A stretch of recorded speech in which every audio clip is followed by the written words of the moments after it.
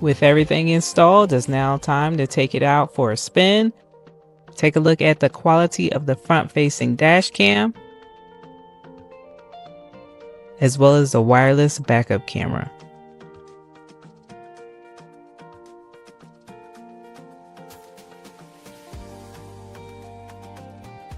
One of the things that I was really looking forward to trying was backing into a spot without needing assistance.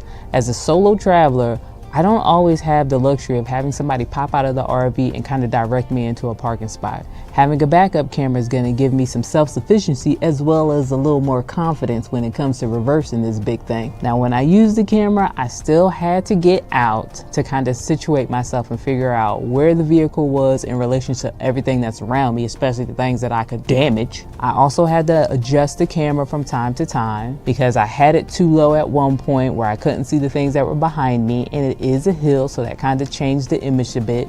If I had it too high where I could see the full horizon, then I couldn't see anything that was directly behind me or near the back bumper. And then if I had it too low, then I couldn't see the things that were coming up that I needed to adjust my driving for. So there was still some in and out of the RV, but I was able to get this RV in this spot without any assistance. And that is progress as far as I'm concerned.